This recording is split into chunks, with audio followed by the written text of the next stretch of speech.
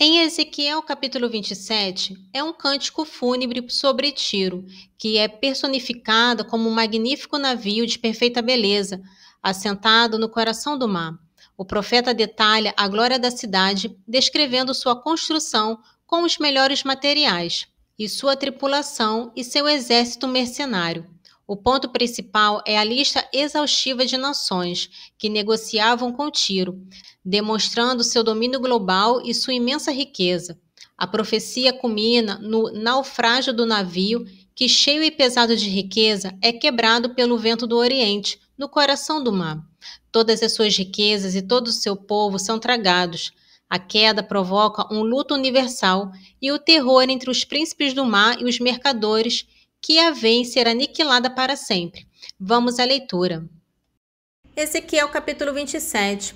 A palavra do Senhor foi-me dirigida nesses termos. Tu, filho do homem, entoa um cântico fúnebre sobre Tiro. Dize a cidade de Tiro, assentada à borda do mar, comerciando com os povos de inumeráveis ilhas. Eis o que diz o Senhor Javé. Tiro, tu dizias, sou um navio de perfeita beleza. No coração do mar está o teu domínio. Teus construtores acabaram o teu esplendor. Fizeram a tua quilha com cipestre e sani. Tomaram um cedro do Líbano para te fazerem um mastro. Com carvalhos de Baçã te fizeram os remos. Teus bancos eram de marfim, incrustados em madeira das ilhas de Cetim. Teu velame era de linho do Egito, tecido para te servir de pavilhão. A púrpura violeta e o escarlate das ilhas de Elisa formaram a tua tenda. As gentes de Sidônia e de Arvade eram teus remadores. Os mais hábeis de Semê te serviam de pilotos. Os velhos de Gebal, experientes, lá estavam para consertar as tuas redes. Todos os navios do mar, com seus marujos, vinham a ti para fazer o tráfico. As gentes da Pérsia, da Lídia e da Líbia serviam em teu exército. Suspendiam em ti o escudo e o capacete, davam-lhe prestígio. Os filhos de Arvade e seu exército garneciam tuas muralhas e os gamadianos estavam de prontidão sobre tuas torres. Perduravam os seus escudos em toda a extensão dos teus muros e completavam a tua beleza. Tarsis negociava contigo toda espécie de riqueza, pagando as tuas mercadorias com prata, ferro, estanho e chumbo. Javã, Tubal e Mosoque traficavam contigo e te traziam a guiça de moedas de câmbio, escravos e objetos de bronze. As gentes de Bet-Torgoma pagavam os cavalos de raça, cavalos de sela e mulas. As de Dandã traficavam contigo. Teu mercado se estendia a inúmeras praias e te dava em pagamento presas de marfim e de ébano. Edom fazia contigo comércio de uma multidão de víveres e te pagava com rubis, púrpura, bordados, linho fino, corais e rubis. Judá e Israel também traficavam contigo e te forneciam trigo de Minite, cera, mel, azeite e bálsamo. Damasco era teu cliente devido à multidão dos teus produtos e de tuas variadas riquezas, e pagava em vinho em Hebom e lã de Saá. Dan e Javã, de Uzal, te forneciam ferro polido, cássia e cana aromática, como mercadoria de troca. As gentes de Dandã faziam contigo comércio de mantas para cavalo. A Arabe e todos os príncipes de Sedá traficavam contigo com cordeiros, carneiros e bode. Os mercadores de Sabá e de Reema faziam negócios contigo e te pagavam com perfumes de primeira qualidade, com gemas de todo gênero e com ouro. Arã, Quene, Éden, os mercadores de Sabá, da Síria e Queumade faziam negociação contigo, de objetos de luxo, mantos de púrpura ou bordados, tecidos de variegadas cores, sólidas cordas trançadas que serviam de objetos de troca. Navios de Tarsis vogavam a serviço de teus negócios. Ficaste cheia, ficaste por demais pesada no seio dos mares. Conduziram-te os teus remeiros até as grandes águas.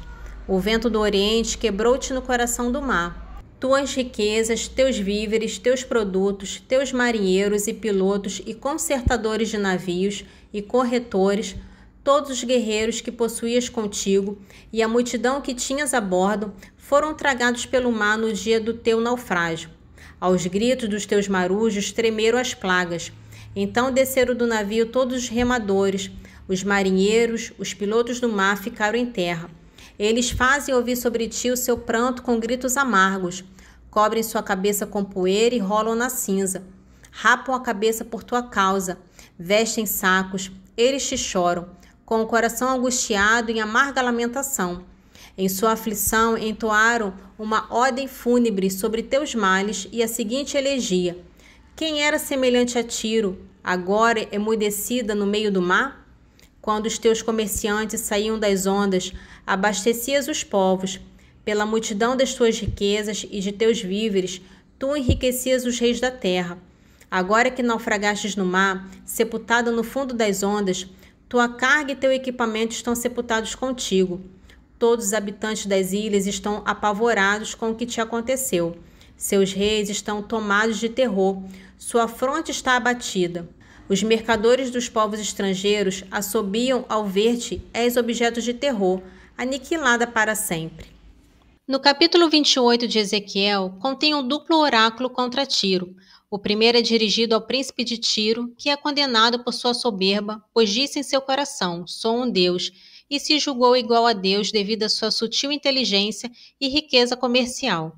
Deus promete enviar estrangeiros brutais que o matarão com uma morte vergonhosa, provando que ele é apenas um homem.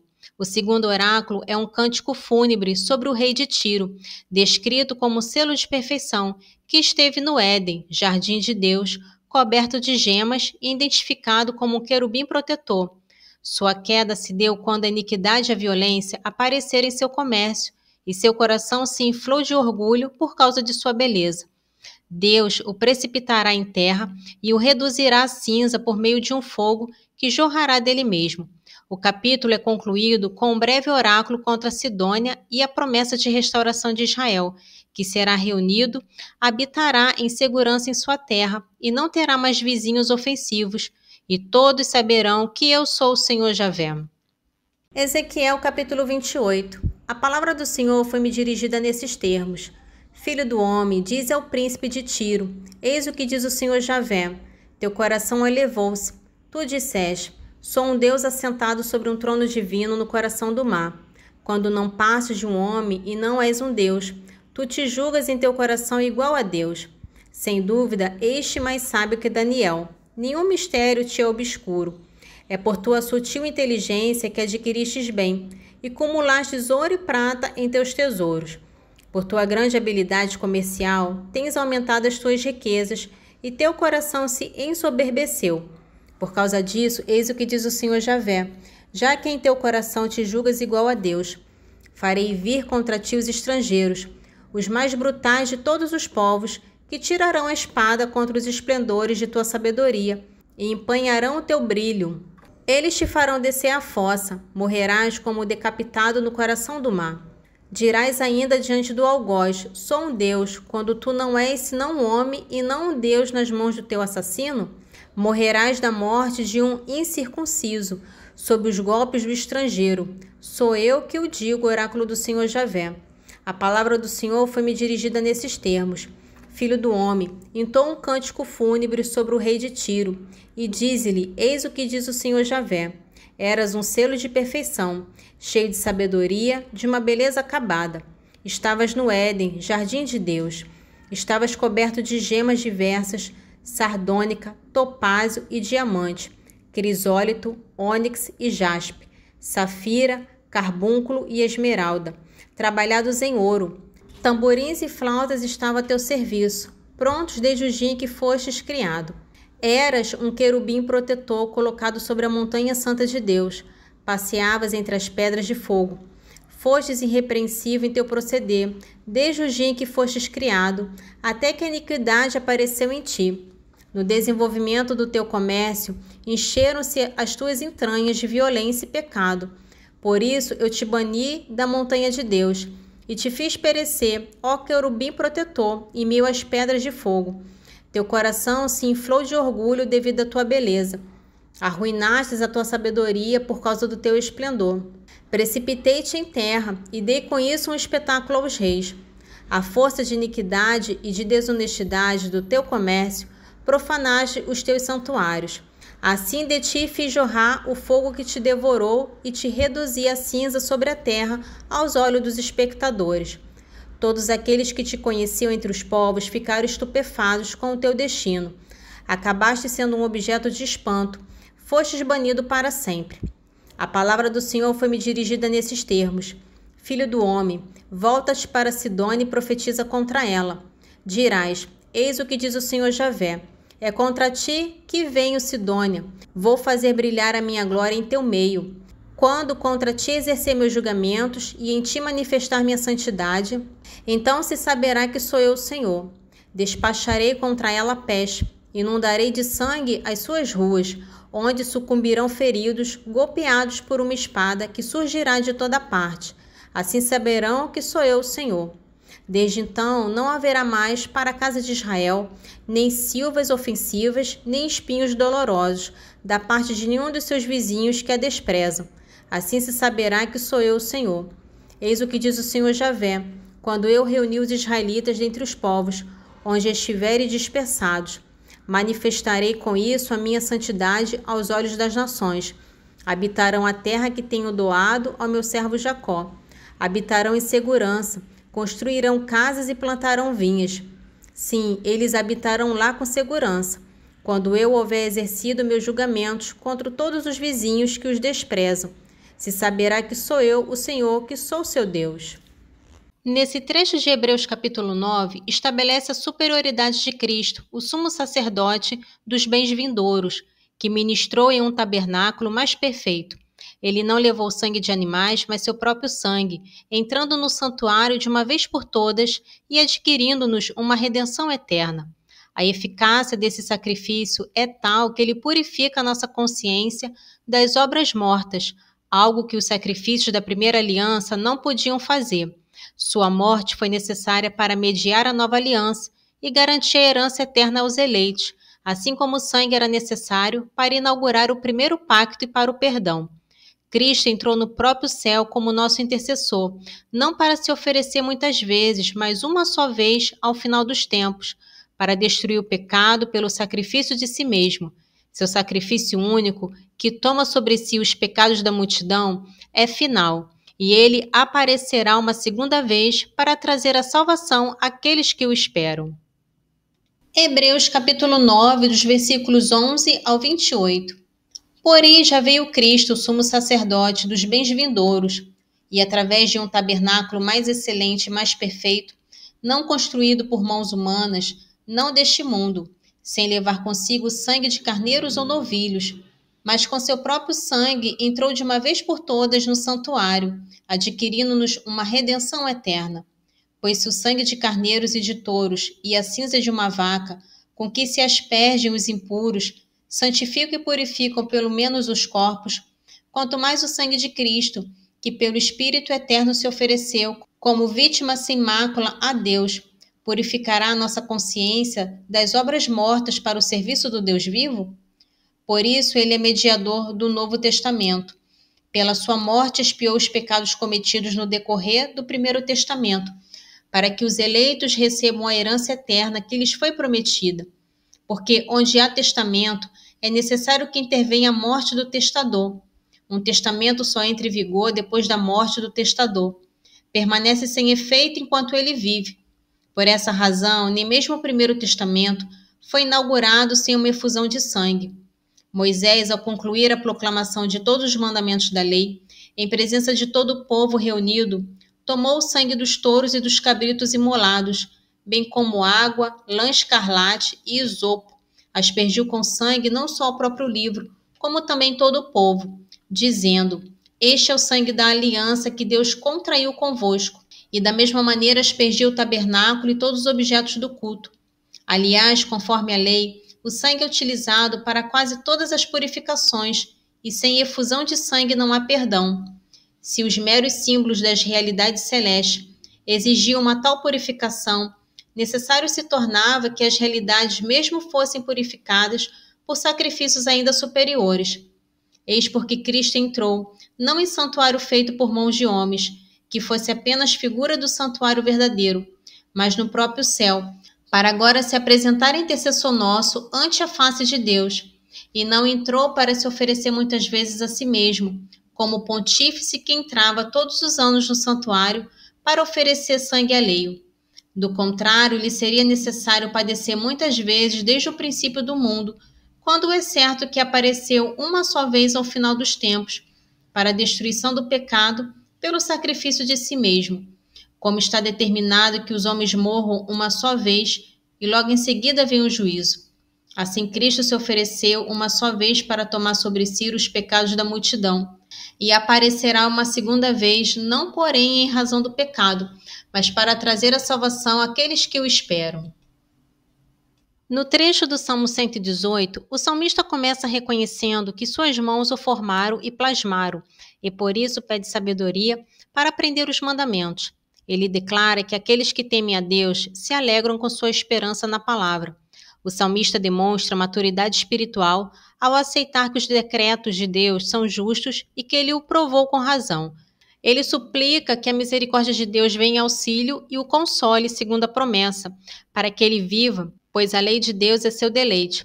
Por fim, ele pede que os orgulhosos que o afligem sejam confundidos e que seu próprio coração seja perfeito na observância das leis, para que ele não seja confundido. Salmo 118, dos versículos 73 a 80. Formaram-me e plasmaram-me vossas mãos. Dai-me a sabedoria para aprender os vossos mandamentos. Aqueles que vos temem, alegre-se ao me ver, porque em vossa palavra pus minha esperança. Sei, Senhor, que são justos os vossos decretos, e que com razão vós me provaste. Venha-me em auxílio a vossa misericórdia, e console-me segundo a promessa feita a vosso servo. Venham sobre mim as vossas misericórdias, para que eu viva, porque a vossa lei são as minhas delícias. Sejam confundidos esses orgulhosos que sem razão me afligem, pois eu medito em vossos preceitos. Voltem-se para mim os que vos temem, e os que observam as vossas prescrições. Seja perfeito meu coração na observância de vossas leis, a fim de que eu não seja confundido. Nesse trecho de Eclesiástico, capítulo 33, compara a necessidade do jumento às do escravo. O autor aconselha que o trabalho contínuo é necessário para o escravo, pois a ociosidade ensina muita malícia. Para o servo malévolo são indicadas a disciplina e as peias, mas o sábio é advertido a não cometer excessos ou fazer algo importante sem ter refletido. O trecho faz um contraste forte, instruindo que, se o escravo for fiel, ele deve ser tão estimado como tu mesmo e tratado como irmão. Por outro lado, o mestre é advertido de que, se maltratar o servo injustamente, ele fugirá e sua perda será irremediável, mostrando que o maltratamento é insensato e injusto. Eclesiástico capítulo 33, dos versículos 25 ao 33. Para o jumento o feno, a vara e a carga, para o escravo o pão, o castigo e o trabalho. O escravo só trabalha quando corrigido e só aspira ao repouso. Afrouxa-lhe a mão e ele buscará a liberdade. O jugo e a correia fazem dobrar o mais rígido pescoço. O trabalho contínuo torna o escravo dócil. Para o escravo malévolo, a tortura e as peias mandam para o trabalho para que ele não fique ocioso, pois a ociosidade ensina muita malícia. Ocupa-o no trabalho, pois é o que lhe convém. Se ele não obedecer, submete-o com grilhões, mas não cometas excessos, seja com quem for, e não faças coisa alguma importante sem ter refletido. Se tiveres um escravo fiel, que ele te seja tão estimado como tu mesmo. Trata-o como irmão, porque foi pelo preço de teu sangue que o obtiveste. Se o maltratares injustamente, ele fugirá. Se ele for embora, não saberás a quem perguntar, nem onde deverás procurá-lo. Glória ao Pai, ao Filho e ao Espírito Santo, assim como era no princípio, agora e sempre. Amém.